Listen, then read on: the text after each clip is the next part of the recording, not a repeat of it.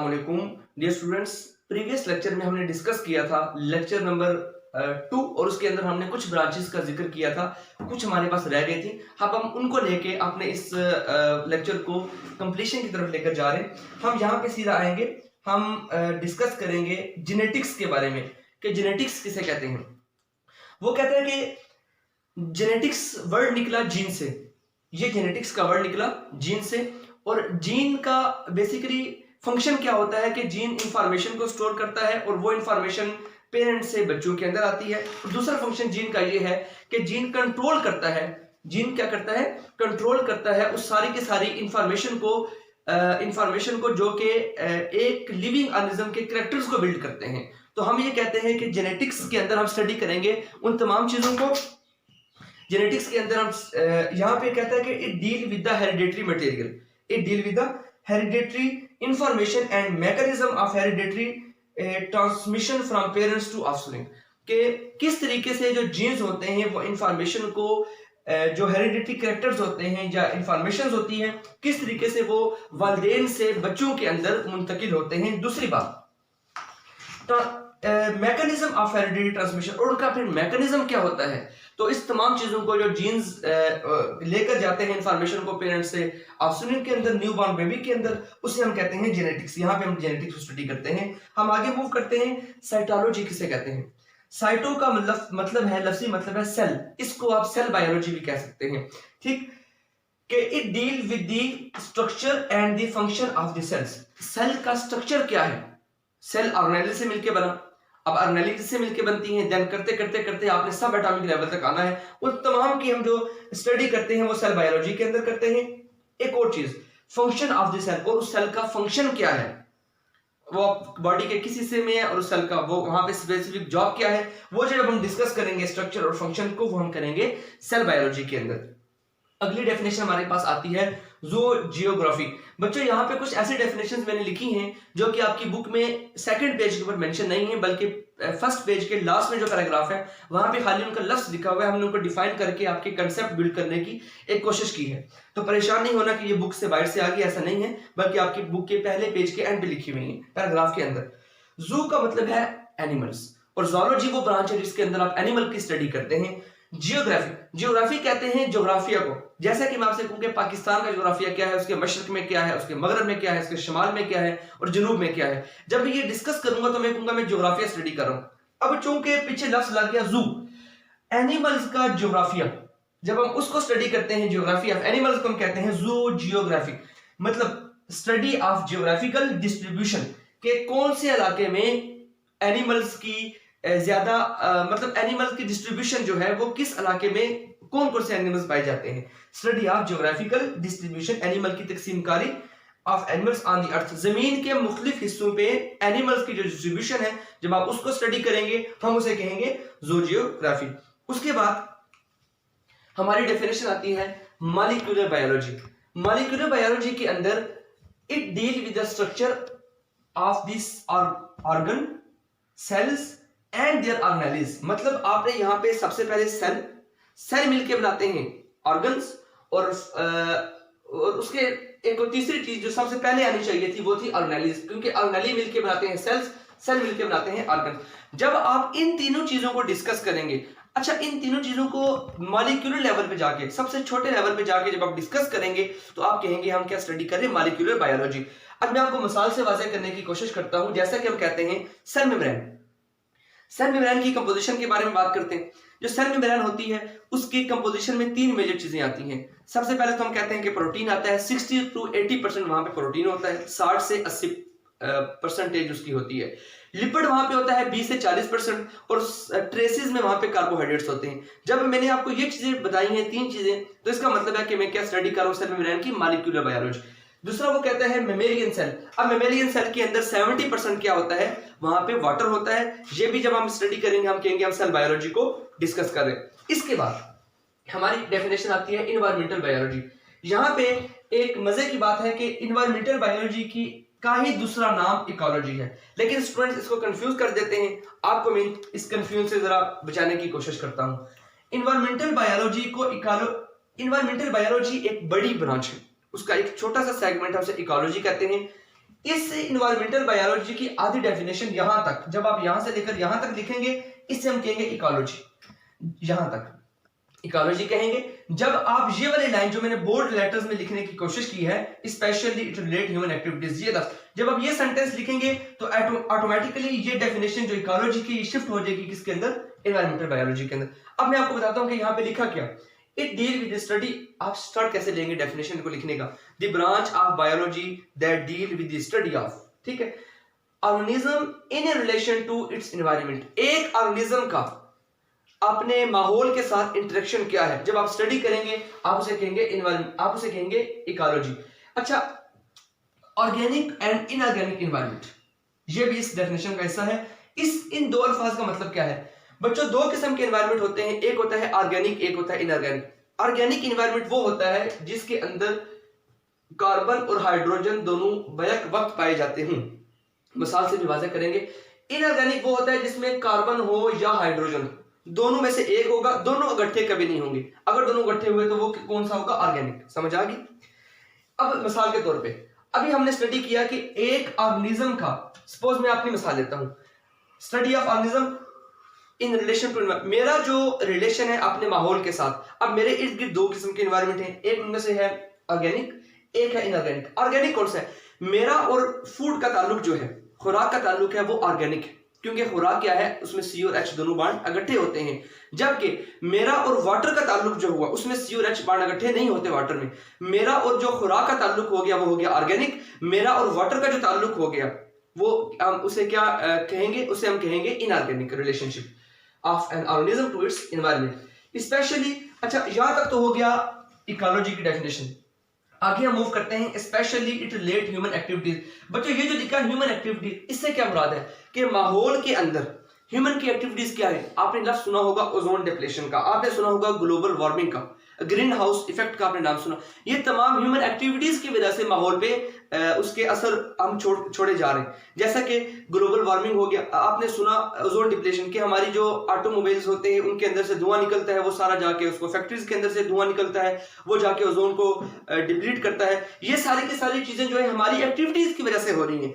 जब हम इसको भी डाल देंगे साथ में डेफिनेशन में, तो वो बन जाएगा इन्वायरमेंटल बायोलॉजी। तो ये आपकी दो डेफिनेशन क्लियर हो जाती हैं, इन्वायरमेंटल बायोलॉजी भी और इकोलॉजी भी।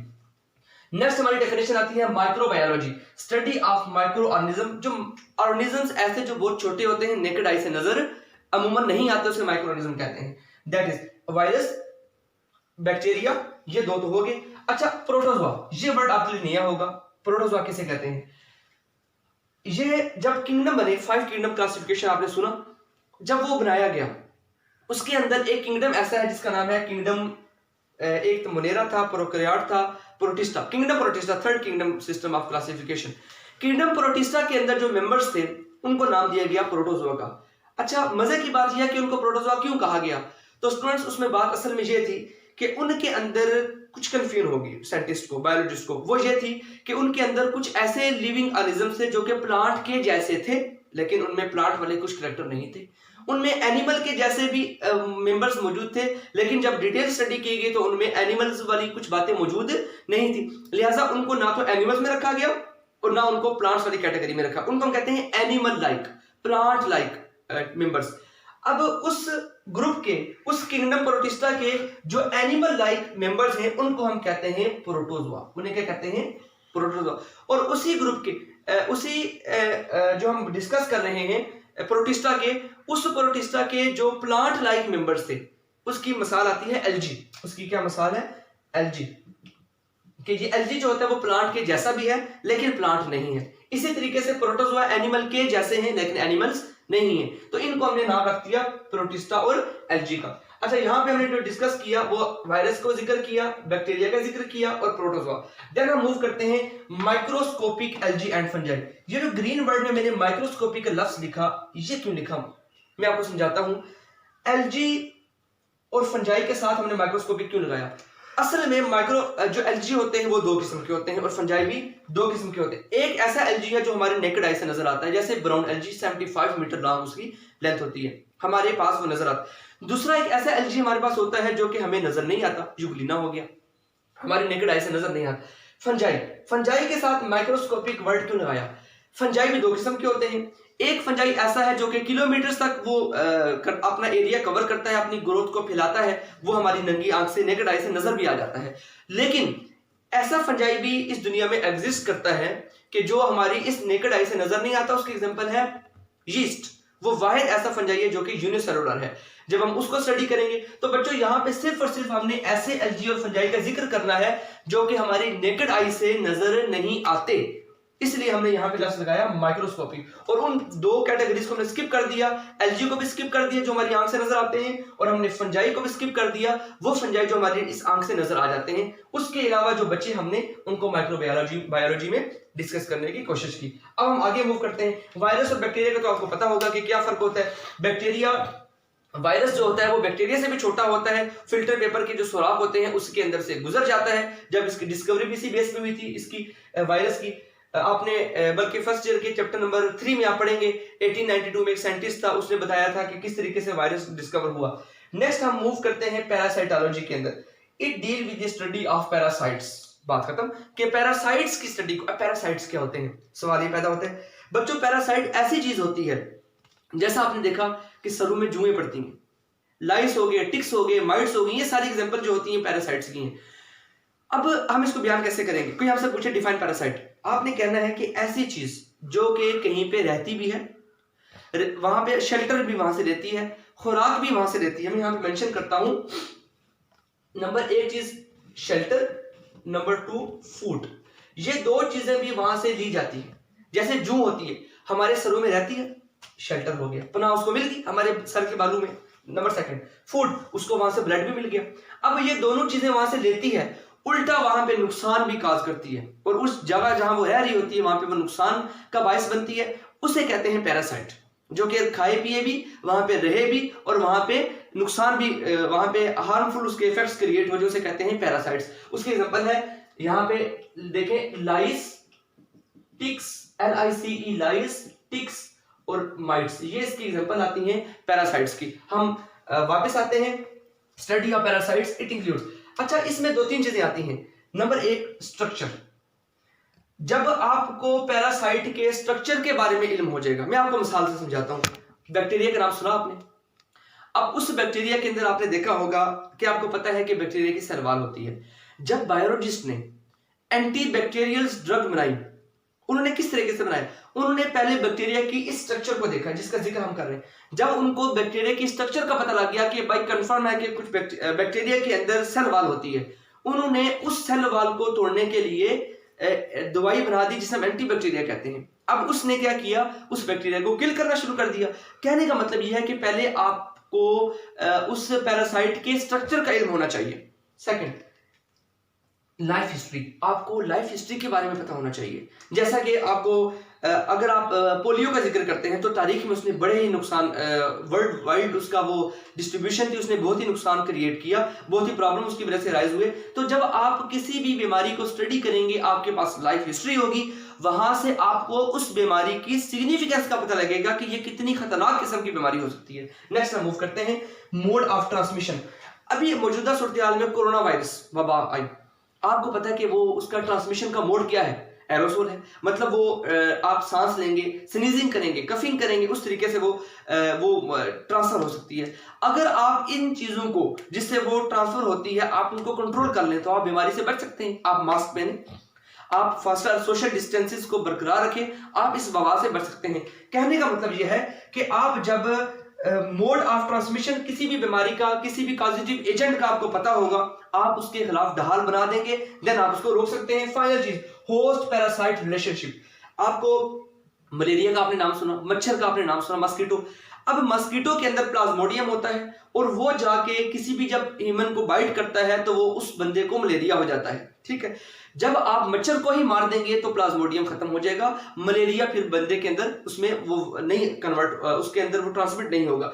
अब आप देखें मलेरिया के सिम्टम मौजूद नजर नहीं आएंगी। मतलब आपको होस्ट और पैरासाइट का रिलेशनशिप पता लगा। होस्ट यहाँ पे क्या हूं? होस्ट मैं हूं।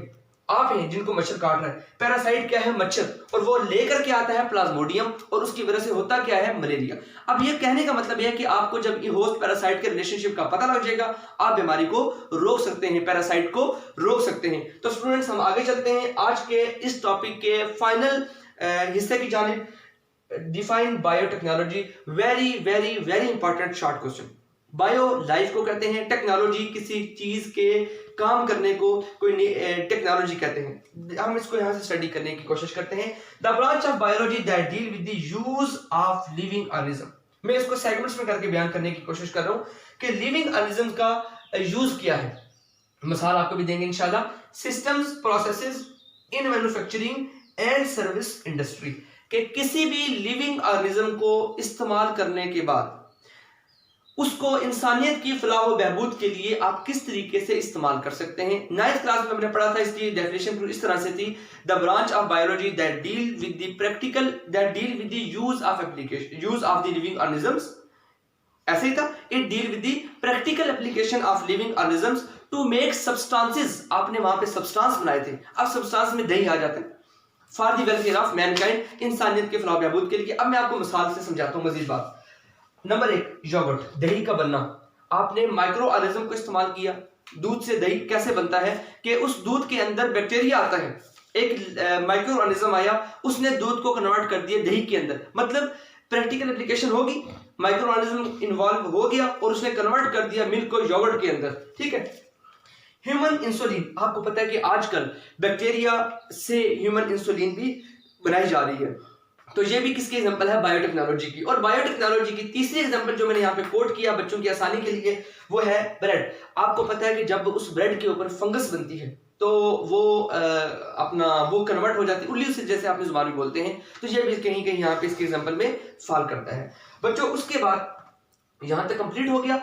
अब मैं आपको इसके बाद आपको बताऊंगा, हम रिपीट करेंगे 1-2 मिनट्स में कि हमने आज क्या पढ़ा। लेकिन मैं आपको एक बात बता दूं, अगर आपका कोई क्वेश्चन, अभी हमने प्रीवियस लेक्चर में भी आपसे ये बात शेयर की थी कि अगर आपका कोई क्वेश्चन हो या कोई आंसर हो, आप किसी चीज में कंफ्यूज हो रहे हो या आप हमें गाइड करना चाहें, तो आप कमेंट्स में जरूर तहरीर करें ताकि हमारी भी हौसला अफजाई हो सके और आप बच्चों तक नेक्स्ट लेक्चर जो हो वो भरपूर तरीके से, ज्यादा अच्छी तैयारी के साथ आप तक डिलीवर किए जा सके। अच्छा, क्वेश्चन आंसर सेशन आप पे छोड़ता हूं, मैं वापस आता हूं यहाँ पे जहां से आज हमने शुरू किया, जेनेटिक्स से। तो हमने सबसे पहले जेनेटिक्स की डेफिनेशन पढ़ी, जीन्स के बारे में पढ़ा, उसके 2 काम पढ़े कि जीन के 2 काम होते हैं। एक ये कि वो हेरिडिटरी जो कैरेक्टर्स होते हैं उसको ट्रांसफर करता है फ्रॉम पेरेंट्स टू ऑफस्प्रिंग। उसके बाद हमने जो दूसरा काम पढ़ा, फंक्शन, वो ये था कि जो जीन होता है वो कंट्रोल करता है कैरेक्टर्स को, जैसे हेयर का कलर हो गया, स्किन का कलर हो गया, वो सारे के सारे जो हमने फर्स्ट लेक्चर में डिस्कस किया था वो सारे जीन के काम होते हैं। जो जीन की 2 हमने जॉब्स भी यहाँ पे डिस्कस कर ली। देन हमने साइटोलॉजी या सेल बायोलॉजी के बारे में पढ़ा। देन हमने कहा कि ज़ूलॉजी किसे कहते हैं, जियोग्राफी से मुराद क्या है। फिर हमने कहा कि जियोग्राफी से मुराद क्या होता है। हमने कहा कि मॉलिक्यूलर बायोलॉजी किसे कहते हैं। फिर हमने पढ़ा कि किस तरीके से आप मॉलिक्यूलर बायोलॉजी की एग्जांपल के साथ आप इस डेफिनेशन को वाज़ेह कर सकते हैं स्टूडेंट्स। उसके बाद हमने पढ़ा इन्वायरमेंटल बायोलॉजी से क्या मुराद है। इसके अंदर हमने सबसे इंपॉर्टेंट चीज जो पढ़ी, ऑर्गेनिक और इनऑर्गेनिक इन्वायरमेंट से क्या मुराद है, उसको डिफाइन आप कैसे कर सकते हैं। फिर आपने पढ़ा कि इन्वायरमेंटल और इकोलॉजी एक छोटा इसका पहलू है, एक छोटी आप समझ लें किसी ब्रांच है इन्वायरमेंटल बायोलॉजी की, वो हमने डिस्कस की। उसके बाद हमने कहा कि माइक्रोबायोलॉजी से क्या मुराद है। आपने वर्ड सुना प्रोटोजोआ, उसकी हिस्ट्री थोड़ी सी आपको बताने की कोशिश की। एल्गी और फंजाई के बारे में बताया कि वो 2 किस्म के होते हैं। माइक्रोस्कोपी यहाँ पे क्यों लगाया, ये ना लगाते तो क्या था, उसके बारे में हमने डिस्कस किया। देन हमने आपको पैरासाइट के बारे में बताया कि वो क्या होता है, शेल्टर भी लेता है, फूड भी लेता है, नुकसान भी पहुंचाता है। देन हमने उसके 2-3 चीजें डिस्कस की, structure, life history, mode of transmission और होस्ट पैरासाइट रिलेशनशिप के बारे में हमने बात करने की कोशिश की, आपको एक कंसेप्ट दिया। और बच्चों फाइनली हमने ये डिस्कस किया कि बायोटेक्नोलॉजी किसे कहते हैं। आजकल इस ब्रांच के अंदर बच्चे अपना ग्रेजुएशन भी कर रहे हैं और इसके अंदर हायर स्टडी भी की जा रही है। बायोटेक्नोलॉजी के अंदर मुख्तलिफ यूनिवर्सिटीज ये प्रोग्राम रन कर रही हैं, उसके बारे में हमने पढ़ा और उसकी मिसाल से हमने वाज़ेह किया कि किस तरीके से जो लिविंग ऑर्गेनिजम्स होते हैं उनको इस्तेमाल करके सब्सटेंसेस बनाए जाते हैं, कुछ नई चीजें बनाई जाती हैं और वो नई चीजें आप समझ लेंगे for the welfare of Mankind के लिए आप इस्तेमाल उसको करते हैं। तो स्टूडेंट्स आज के लिए इतना ही। अल्लाह हाफिज। जज़ाकल्लाह doctor Ali Fakhruddin, MPhil university of veterinary and animal sciences.